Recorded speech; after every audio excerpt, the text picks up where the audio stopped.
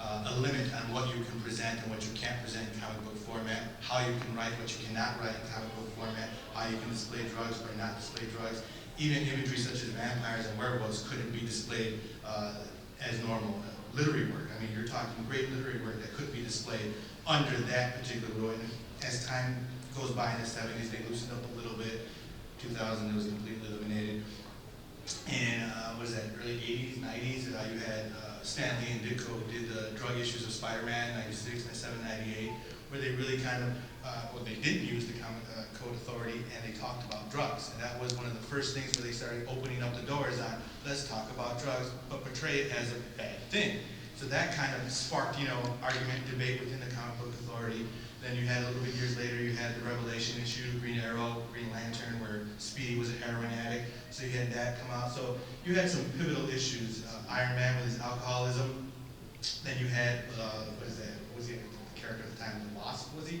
When he Giant Man died and, for domestic violence. No, but I think at the time he was playing the Wasp. Yeah, it wasn't Giant, it was the Wasp at that particular issue.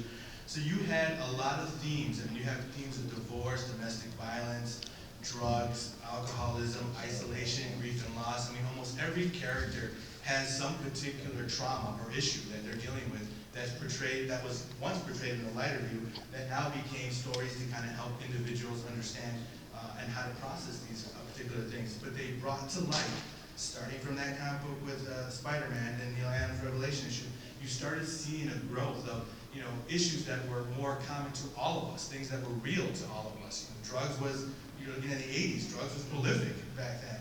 Domestic violence sometimes wasn't spoken about, wasn't talked about.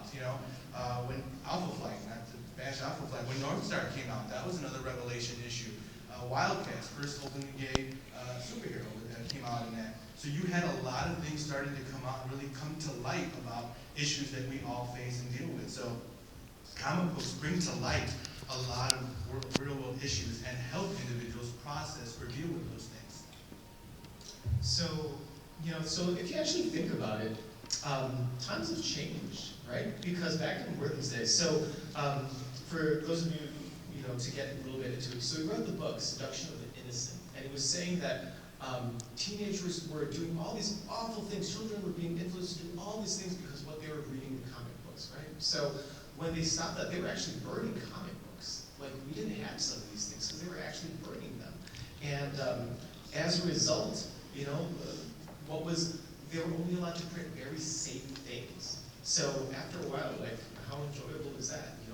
We gravitate towards stories because they're compelling, because we can relate to them. I don't necessarily know how many times I can read about, I don't know, horses or living on a farm or something like that, because it's not part of my world, But I mean, that's the island you want. that's the